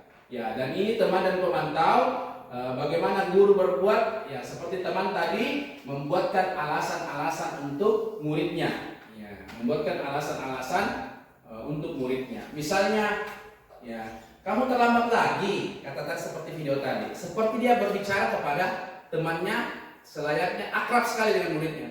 Ya, kamu terlambat lagi, kok kamu terlambat? Biasanya tidak terlambat. Ya, itu kayak misalnya kita sebagai seorang teman. Ya. Kemudian pemantau. Ya, menghitung dan mengukur. Artinya menghitung dan mengukur, sudah ada peraturan, sudah ada konsekuensi, ketika dilanggar ada hukuman. Ya, makanya sudah ada perhitungannya. Kemudian contoh ketika kita memposisikan diri sebagai seorang teman, cenderung guru mengatakan, ayolah lakukan demi ibu, demi bapak. Kamu jangan terlambat lagi ya, besok jangan terlambat lagi ya. Lakukan demi bapak, demi ibu. Ya, gitu misalnya. Masa kamu tidak mau? Ya, ingat ibu loh pernah bantu kamu. Nah, itu biasa kita dengar ya. Ingat loh bapak pernah bantu kamu. Nah, itu seperti kesannya kita akrab dengan anak murid kita, tetapi ada kesan lebih condong ke secara personal atau pribadi guru tersebut. Ya. Kemudian kalau pemantau, guru akan mengatakan apa peraturannya. Kamu sudah melanggar peraturan, sudah tahu konsekuensinya. Itu contoh pemantau.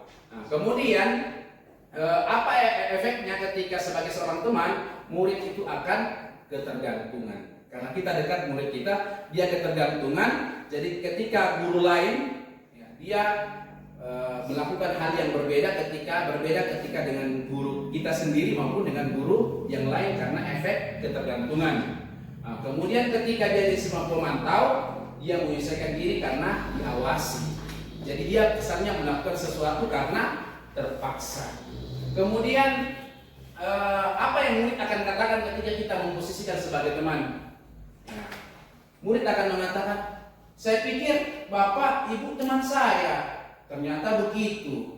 Artinya ketika kita melakukan sesuatu, kita menjanjikan sesuatu dan tidak ditepati atau tidak sesuai dengan ekspektasi murid kita, harapan murid kita, maka dia akan kecewa.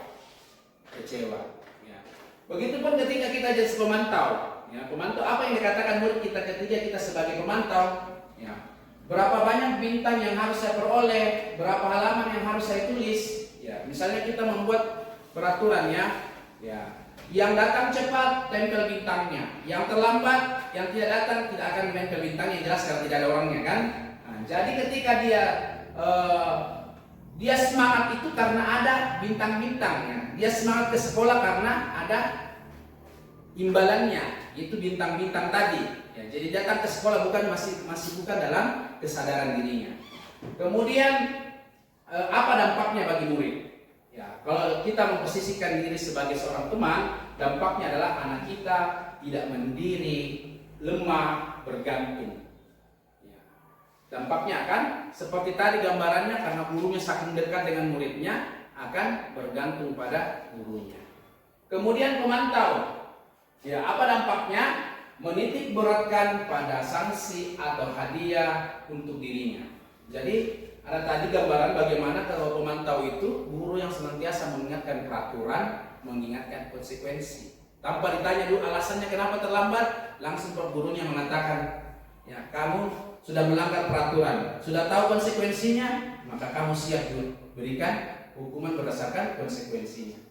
Nah, itu guru seorang pemantau. Nah, ini tentunya sebagai teman dan pemantau ini, ya, dia bisa berhasil, sukses, tetapi belum tentu jangka panjang.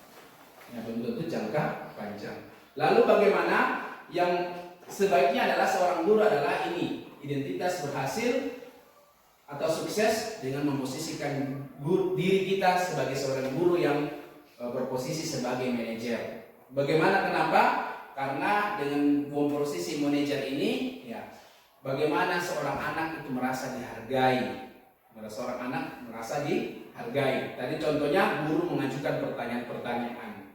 Ya, pertanyaannya salah satunya pertama tadi, ya, ketika anaknya datang terlambat, sang guru bertanya kepada muridnya, ya, apa alasan kamu terlambat, nak? Ya, ditanya dulu alasannya, tidak langsung dijudge, tidak langsung dihukumi, tetapi pertama kali adalah ditanyakan adalah tentang alasannya kenapa terlambat, ditanya tentang keyakinan kelas, ditanya tentang cara memperbaiki sampai pada solusinya.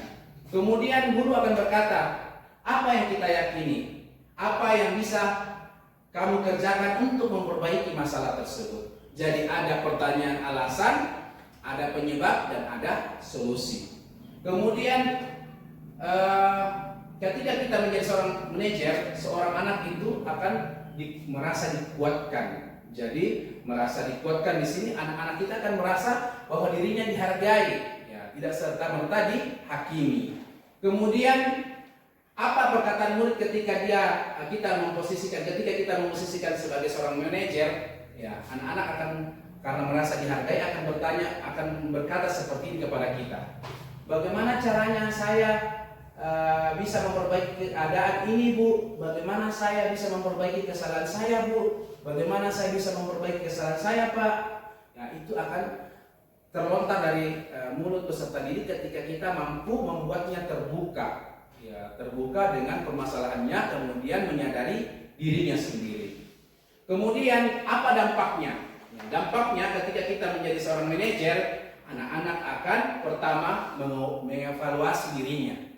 Mengevaluasi dirinya, kemudian bagaimana cara memperbaiki diri.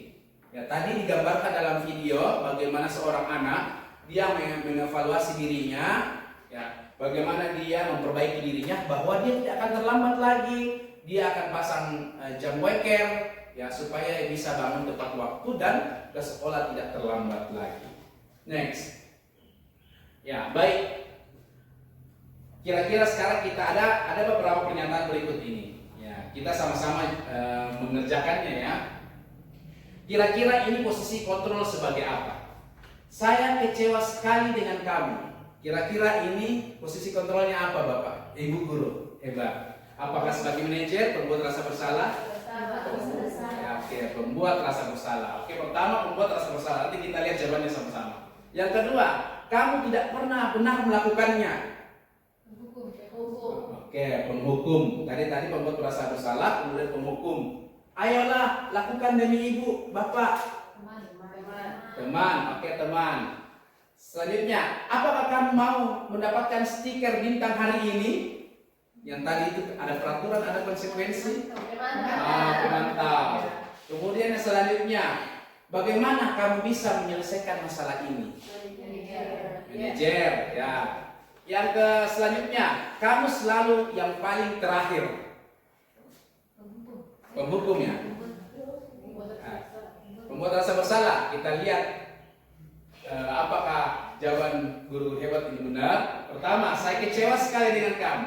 Membuat orang merasa bersalah. Ya, tepat sekali ya. Ketika artinya kita memunculkan rasa bersalah dari anak didik kita. Dia merasa bersalah karena sudah melakukan sesuatu. Kemudian kamu tidak pernah benar melakukannya. Penghukum. Ya.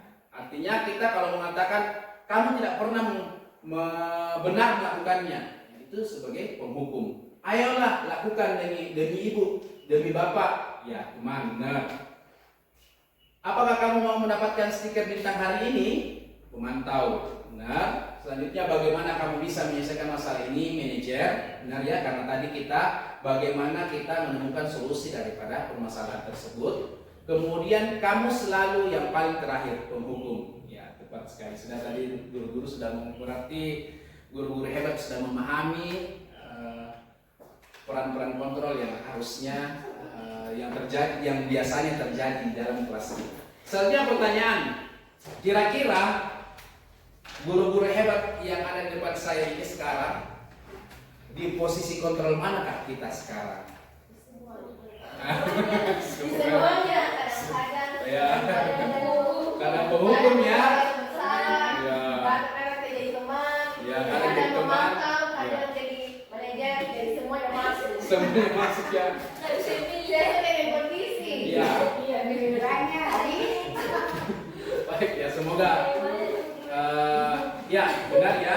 Kita memang terkadang sudah melakukan semuanya, tetapi yang perlu kita pikirkan adalah peran kontrol ini bagaimana memberikan dampak yang baik pada peserta didik. Itu yang selalu sekarang kita ubah mindset kita.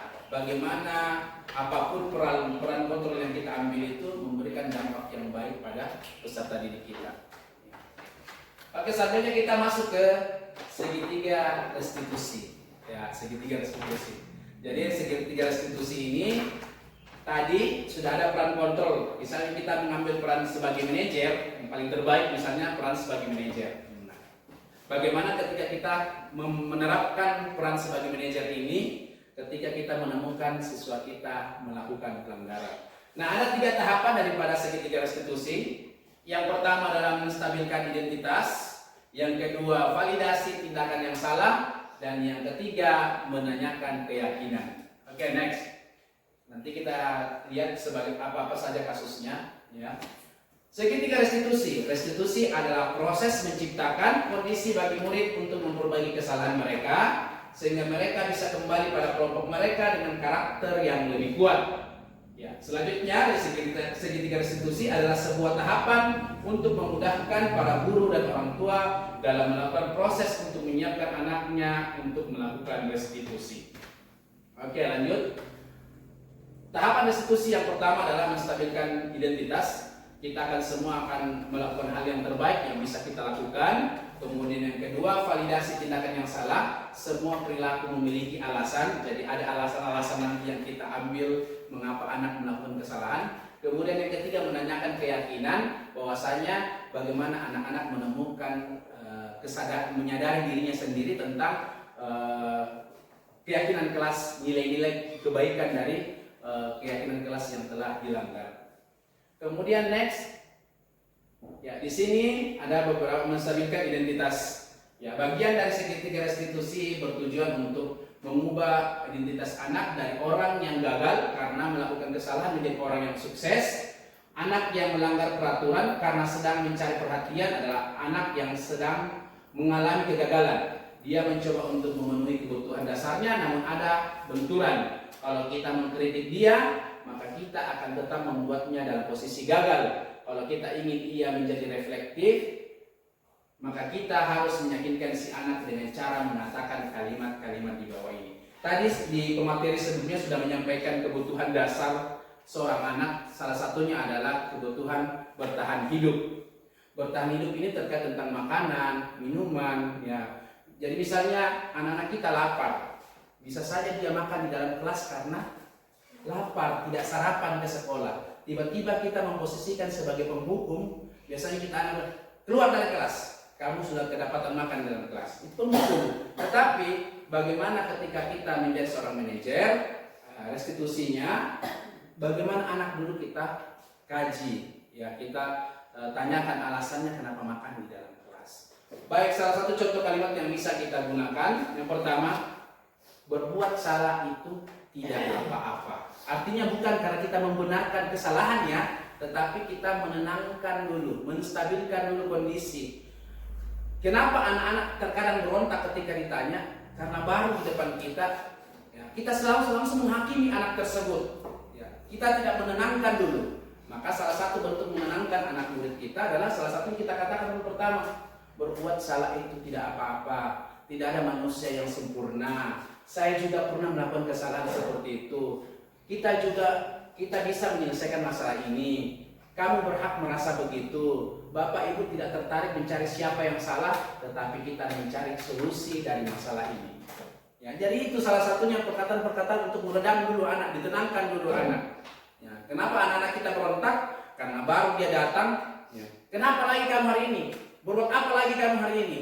Harusnya kita dudukkan dulu tenang-tenang. Kita suruh tarik nafas dulu. Kita beri air minum dulu. Seraya kita bertanya.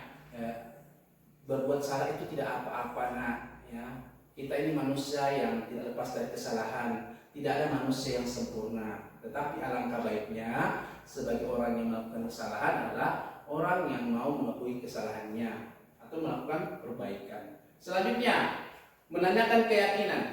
Validasi untuk tindakan yang salah. Validasi tindakan yang salah di sini. Oh, tidak ada pendidikan. Menanyakan tindakan yang salah di sini artinya bagaimana kita mencari alasan dulu, alasannya kenapa anak tersebut melakukannya. Ya, jangan sampai anak-anak kita belum mengutarakan alasan yang dilakukan, kita langsung menghukum anak murid kita tersebut. Tetapi sudah tahapannya tadi kita sudah tenangkan, kemudian kita tanya alasannya. Nak, kamu tadi melakukannya kenapa? Nak, kamu lakukan alasannya apa? Ya gitu. Jadi setelah dia tenang, karena sudah tenang, maka dia sudah siap terbuka dengan masalah yang dia lakukan. Dengan kita tanyakan alasannya, anak-anak akan merasa saya ini dihargai, pendapat saya ini dibutuhkan, ya. Alasan saya dibutuhkan, sehingga dia terbuka menceritakan alasannya. Mungkin alasan, Pak, tadi saya tidak sarapan di rumah, Pak, makanya saya makan di dalam kelas. Itu alasannya misalnya. Ya. Setelah itu kita masuk pada menanyakan keyakinan. Teori kontrol yang menyatakan bahwa kita pada dasarnya termotivasi secara internal ketika identitas sukses telah tercapai. Langkah pertama tadi menstabilkan identitas dan tingkah laku yang salah telah divalidasi. Langkah kedua, maka anak kita akan siap menghubungkan dengan nilai-nilai yang dia percaya dan berpindah menjadi orang yang dia inginkan. Pertanyaan-pertanyaan di bawah ini menghubungkan keyakinan anak dengan keyakinan kelas atau keluarga. Pertanyaannya bisa saya seperti ini: apa yang kita percaya sebagai kelas atau keluarga? Jadi artinya kita tanyakan kepada peserta didik kita, ya, apa yang kamu percaya, ya, sebagai peserta didik? Ya, bagaimana seharusnya peserta didik? Ya, kemudian yang kedua, apa nilai-nilai umum yang telah kita sepakati? Nilai-nilai keyakinan kelas yang kita sepakati. Ya, tadi terlambat, ditanya sama gurunya, ya, kira-kira nilai apa yang kamu yakini? Anak tersebut mengatakan, ya, saya harus datang ke sekolah tepat waktu. Ya. Jadi begitupun anak didik kita ketika dia makan di dalam kelas, kita tanyakan keyakinan kelas apa yang harusnya saya tadi makan, Pak, di jam istirahat. Nanti di jam istirahat baru saya makan. Ya, kira-kira kamu tadi makan di dalam kelas, kamu melanggar keyakinan kelas yang telah kita buat? Nah, iya, Pak, iya, Bu. Ya, begitu akan. Setelah itu ketika sudah sampai di menanyakan keyakinan, pertanyaan terakhir kita kepada peserta didik, apakah kamu memperbaikinya? Bagaimana cara kamu memperbaikinya?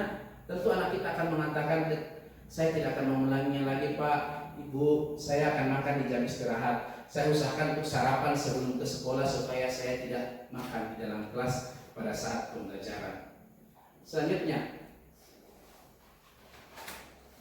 next, ciri-ciri restitusi. Yang pertama, restitusi bukan untuk menebus kesalahan, namun untuk belajar dari kesalahan. Jadi dia tidak artinya menebus kesalahan. Kalau misalnya kita sebagai penghukum, dia harus menebus kesalahannya dengan dihukum. Tetapi restitusi adalah bagaimana anak-anak kita itu belajar dari kesalahannya. Dia menyadari kesalahannya. Ya, bukan karena menebus kesalahannya, tetapi dia belajar dari kesalahannya. Selanjutnya yang kedua, restitusi memperbaiki hubungan. Jadi memperbaiki hubungan di sini adalah yang tadinya mungkin dia takut dengan gurunya karena akan dihukum karena kesalahan, tetapi dengan restitusi yang tepat, kita sebagai posisi kontrol sebagai seorang manajer akan memperbaiki hubungan kita dengan murid kita akan lebih baik. Selanjutnya restitusi adalah tawaran, bukan paksaan. Jadi dalam restitusi itu karena kita memberikan pertanyaan-pertanyaan yang menyadarkan diri, anak-anak itu merasa diberikan tawaran untuk menjadi lebih baik, diberikan tawaran untuk memperbaiki diri, bukan dipaksa. Ya, kamu harus begini, kamu sudah melakukan ini, ya, kamu harus begini. Nah, bukan karena terpaksa. Selanjutnya restitusi menuntun untuk melihat ke dalam diri. Artinya bahwasanya restitusi yang tepat ketika kita menempatkan diri sebagai seorang manajer, anak-anak itu akan menyadari dirinya sendiri, kesadaran itu lahir dari dirinya sendiri, motivasinya lahir dari dirinya sendiri. Selanjutnya restitusi mencari kebutuhan dasar yang mendasari tindakan. Jadi anak-anak tersebut, restitusi kita ketika kita tepat, ya kita tahu tindakan apa yang kita ambil, ya karena berdasarkan kebutuhan dasar tersebut tadi. Ya, misalnya dia makan, anak kita makan di dalam kelas karena dia tidak sarapan. Tentu kita memahami kebutuhan dasarnya adalah bertahan hidup, dan kita sebagai seorang guru yang menempatkan diri sebagai seorang manajer, kita bisa mengambil tindakan yang tepat dalam menangani masalah tersebut. Kemudian restitusi adalah cara yang paling baik. Ya, restitusi ini adalah cara yang baik karena tahapan-tahapan tadi seperti menstabilkan identitas, validasi tindakan yang salah, dan menanyakan keyakinan. Ini adalah cara yang baik ketika kita mampu step-stepnya ini bisa kita penuhi semua. Kemudian restitusi itu fokus pada karakter, bukan tindakan. Jadi restitusi itu bukan serta-merta anak-anak itu berubah ya dalam sesaat, tetapi restitusi itu bagaimana menimbulkan karakter yang baik. Ya. Ada pembelajaran bermakna bagi peserta didik kita, sehingga yang lain adalah karakter, bukan serta-merta tindakan yang hanya berlaku pada saat itu saja, tetapi bagaimana yang terlahir adalah karakternya. Misalnya tadi dia tidak nakal lagi, karakternya adalah anak-anak itu bisa bertanggung jawab dengan kesalahan yang dia lakukan dan tidak terulang lagi.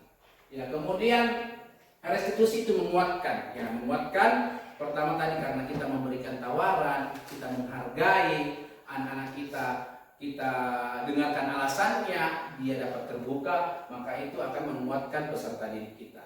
Kemudian restitusi fokus pada solusi. Jadi restitusi juga itu ada solusi yang ingin dicapai. Ya. Kemudian karena tidak selesai pada artinya kita serta-merta ada kesalahan yang dilakukan kita hukum, tetapi bagaimana solusinya itu adalah sifatnya jangka panjang dan tidak terulang lagi kesalahan tersebut. Kemudian restitusi mengembalikan murid yang berbuat salah pada kelompoknya. Artinya adalah ketika dia melakukan kesalahan, ya, dia tidak merasa minder, tidak merasa melakukan kesalahan itu sehingga dia tidak mau bergaul dengan temannya atau kelompoknya, tetapi bagaimana setelah kesalahan itu dia lakukan, dia merasa bersalah, ingin memperbaikinya, dia dapat tetap bersama dengan teman-temannya tanpa diintimidasi, tanpa merasa dikucilkan. Tetapi bagaimana ketika restitusi ini tepat, anak-anak kita setelah melakukan kesalahan, menyadari kesalahannya, dapat kembali berkumpul dengan teman-temannya dalam aktivitas pembelajaran. Selanjutnya next. Oke, baik, Bapak Ibu guru hebat. Jadi keyakinan kelas ini, keyakinan kelas tadi sudah kita terapkan di dalam kelas kita. Kemudian ada nilai-nilai yang kita sepakati. Kemudian ketika ada pelanggaran kita melakukan restitusi. Bagaimana kita menjadikan peran kita sebagai seorang pendidik, apakah kita sebagai penghukum, apakah kita sebagai teman, pembuat rasa bersalah, pemantau, kemudian sebagai manajer. Tetapi bagaimana, tapi sudah kita sepakati bersama adalah sebagai guru yang baik adalah bagaimana kita menempatkan diri sebagai peran kontrol manajer. Kemudian dalam tahapan restitusi kita mampu menstabilkan dulu identitas, kemudian memvalidasi tindakan yang salah, dan yang terakhir bagaimana kita menanyakan keyakinan. Semoga kita Bapak Ibu guru-guru hebat, kita bisa menerapkan ini dalam kelas kita sehingga anak-anak kita itu merasa nyaman, merasa bahagia di dalam kelasnya, terlepas dari segala aktivitas atau pelanggaran yang dilakukan anak didik kita. Bagaimana kita memberikan yang terbaik kepada anak-anak didik kita ketika dia baik itu dia melakukan kesalahan, bagaimana kita bisa merestitusi dengan yang tepat sehingga anak-anak kita itu dapat menyadari kesalahan dari dirinya sendiri, sehingga tujuan daripada disiplin positif ini bisa tujuan dari pembudayaan budaya positif ini, kebiasaan budaya positif ini dapat kita terapkan. Tentunya dalam pertanyaan-pertanyaan kita di dalam kelas kita adalah mungkin kita sering akan bertanya, apakah kita harus restitusi? Tidak semua perlu direstitusi, tetapi alangkah baiknya setiap kesalahan itu kita buat bagaimana anak-anak kita menyadari dirinya sehingga tidak mengulanginya lagi. Tentunya juga akan ada pertanyaan, bagaimana ketika kita sudah berlelah-lelah membuat keyakinan kelas di dalam kelas kita, kemudian keyakinan kelas tersebut rusak karena misalnya ada kita berbeda antara guru yang satu dengan yang guru yang lain. Itulah peran kita bersama, bagaimana kita saling berbagi praktik baik di dalam sekolah kita sehingga kita bersama dapat memahami bersama peran kontrol kita sebagai seorang guru, bagaimana kita memahami restitusi dalam memecahkan permasalahan-permasalahan yang kita temukan di sekolah kita. Mungkin ini yang saya sampaikan. Terakhir saya mengucapkan terima kasih kepada guru-guru hebat yang sudah meluangkan waktunya untuk hadir pada hari ini. Semoga hari ini kita dapat mengambil pelajaran yang baik. Semoga kita tidak berhenti di sini. Guru-guru hebat juga bisa membagikan praktik baik ini yang telah kita pelajari bersama dengan teman-teman kita di sekolah lain maupun rekan guru kita di tempat kita bertugas. Ketika ada yang tidak hadir pada hari ini, dapat kita bagikan bersama praktik baik ini karena sangat penting kita memahami bagaimana kita merestitusi siswa kita, merestitusi pelanggaran-pelanggaran yang dibuat oleh peserta didik kita sehingga anak-anak didik kita dapat merasakan kenyamanan, merasakan keterbukaan, bukan karena paksaan, bukan karena merasa rendah diri, tetapi bagaimana anak-anak kita dapat menyadari dirinya sendiri, menyadari motivasi itu lahir dari dirinya sendiri, bukan karena hukuman, bukan karena pemberian hadiah, tetapi anak-anak didik kita bagaimana menyadari melakukan sesuatu karena lahir dari dirinya sendiri. Terima kasih guru-guru hebat. Assalamualaikum warahmatullahi wabarakatuh dan selamat siang.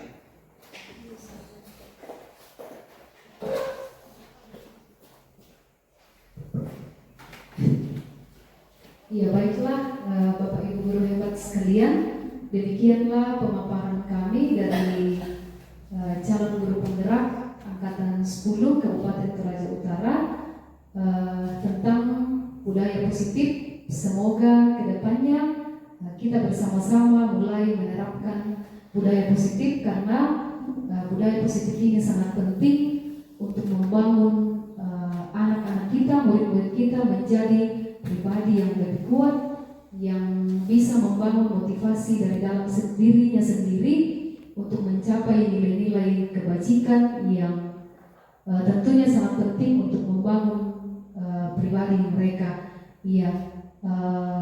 Semoga materi ini bermanfaat untuk Bapak Ibu sekalian. Materi ini bisa diakses di Canva kita masing-masing karena saya sudah atur untuk bisa diakses oleh semua warga SDN 4. Jadi ada pengaturannya di situ, bisa diakses di situ. Semoga ini bermanfaat dan mulai kita terapkan di sekolah kita. Demikian dari kami bersama dengan Pak Mur. Kami mengucapkan terima kasih kepada Bapak Ibu yang sudah meluangkan waktu untuk menghadiri diseminasi kami hari ini. Semoga materi ini bermanfaat dan salam sehat untuk kita semua. Jangan lupa bahagia. Terima kasih.